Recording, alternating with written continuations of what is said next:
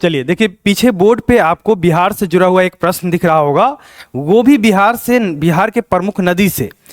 तो पूछ रहा है आपसे कि बिहार की प्रमुख नदी कौन सी है।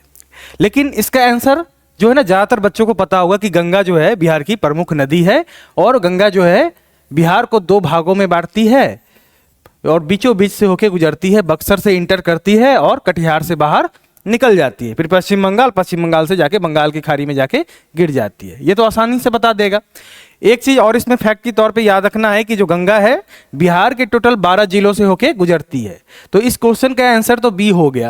लेकिन इसके साथ हम क्यों ये ना देख ले कि गंगा का जो सहायक नदी बिहार में और कौन कौन सी है। जैसे नॉर्थ बिहार में आखिर कौन कौन सी प्रमुख नदी है, तो आप देखेंगे अगर हम पश्चिम से पूरब की ओर चले तो सबसे पहले आपको दिखेगी गंडक, इसके बाद दिखेगी आपको बूढ़ी गंडक, फिर दिखेगी बागमती, फिर दिखेगी कमला जो कोसी की सहायक नदी है, और फिर ये गंगा में आके मिल जाती है कोसी नदी, और सबसे लास्ट में आपको दिखेगा महानंदा। तो नॉर्थ के ये प्रमुख नदी है जो आपको ध्यान रखना है एग्जाम के पॉइंट ऑफ व्यू से। सबसे पहले गंडक, फिर बूढ़ी गंडक, बागमती, कमला जो कोसी की सहायक है, मेन आपको कोसी ध्यान रखना है जो कहाँ गंगा में आके मिल जाती है, फिर महानंदा।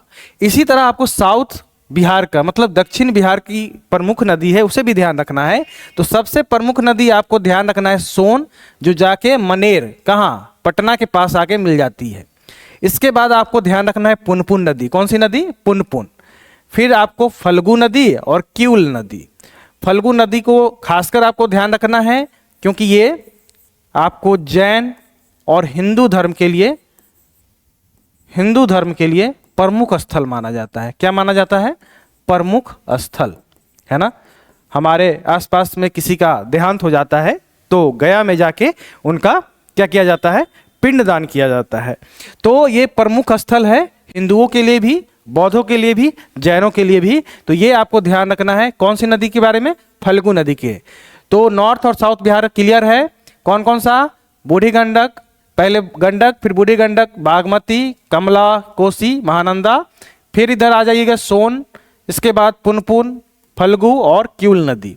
और गंगा 12 जिला से होके बिहार के गुजरती है जो लगभग आपके 445 किलोमीटर है। तो इतना आपको याद रखना है।